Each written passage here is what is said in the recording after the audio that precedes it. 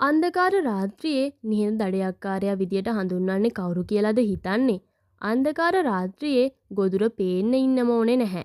සියුම් ශබ්දයකින් පවා ගොදුර හොයාගෙන ශබ්ද නැතුව පියඹා එන නිහඬ ඝාතකයා ගැනයි අද අපි කතා කරන්න යන්නේ. ඉතින් සුපුරුදු ආදරෙන්ම පිළිගන්නවා දැනුම් පිපාසිතයන්ව අපේ දැනුම් ගබඩාවට. ඉතින් තවත් මොකටද වැඩි විස්තර? අපි යන්කෝ වීඩියෝ එකට. බකමූණගේ කන් එක හා සමානව පිහිටලා නැහැ කිව්වොත් ඔයාලා මොකද හිතන්නේ? එයාලගේ එක කනක් මදක් ඉහලින් සහ අනෙක පහලින් පිහිටනවා.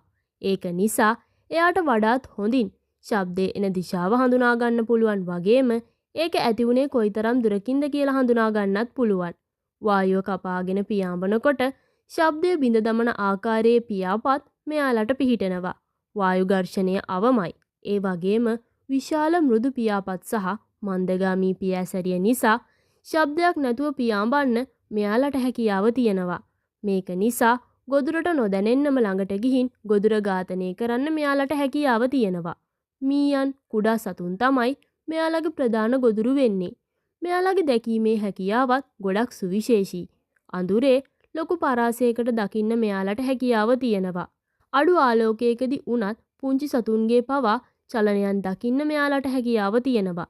කොහොම වුණත් මෙයාලට සම්පූර්ණ අඳුරේදී දකින්න හැකියාව නම් නැහැ.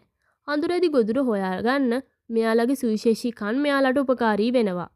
ඔයාලා දන්නවද මෙයාලට ඇස් හරවලා බලන්න අපහසුයි කියලා? ස්වභාව ධර්මයේ පුදුමාකාරයිනේ. මෙයාලට ඒක නිසා ඒ අහිමිවීම එක්ක වෙනත් සුවිශේෂී හැකියාවක් ලැබෙනවා. ඒක තමයි මෙයාලට හිස අංශක 270ක් වගේ හරවන්න පුළුවන් වීම. මෙයාලගේ සුවිශේෂී රුධිර නාල නිසා රුධිර සැපයුම හිස හරවනකොට බිඳ වැටෙන්නේ නැහැ. ඊළඟ වැදගත් කාරණේ තමයි ඉස්සෙල්ලම අපි කතා කරපු ශබ්ද නොනගා පියෑඹීම. මෙයාලගේ විශේෂ තටු නිසා වායෝ කුඩා කොටස් වලට බිඳිලා ශබ්දය අපට නැසෙන මට්ටමට බිඳ වැටෙනවා. විවිධ සංස්කෘතීන්ට අනුව බකමූණට ලැබෙන්නේ විවිධාකාරයේ හැඳින්වීම්. ග්‍රීක සංස්කෘතියට අනුව ඉඟි සැපයීමේ හා බුද්ධියේ සංකේතයක් විදියට හඳුන්වන බකමූණ සමහර සංස්කෘතීන් වල අවාසනාව සහ මරණය සංකේතවත් කරනවා. මෙයාගේ සිරුර උණුසුමට වඩා සීතලට ගැලපෙන්න නිර්මාණය වෙලා තියෙනවා කියලා අපිට කියන්න පුළුවන්. මෙයාලගේ පියාපත් වලින් උණුසුම රඳවා ගන්නත් මෙයාලට හැකියාව තියෙනවා. මෙයාලගේ තවත් විශේෂත්වයක් තමයි මෙයාලට නොදිරවන ආහාර ඉවත් කරන එක. ඇට, රෝම, දත් වගේ ගොදුරු වල ශරීර කොටස් මෙයාලා වමනය කරලා ඉවත් කරනවා. ඉතින් මේ තමයි නිහඬ ඝාතකයා බකමූණගේ කතාව. ඉතින් ඔයාලා මොකද හිතන්නේ අද අපේ වීඩියෝ එක ගැන? ඔයාලගේ අදහසත් පහලින් කමෙන්ට් කරන් යන්න අමතක කරන්න එපා. අලුත් වීඩියෝ එකකින් හම්බෙනකන් ඔයාලා හැමෝටම සුබ දවසක්.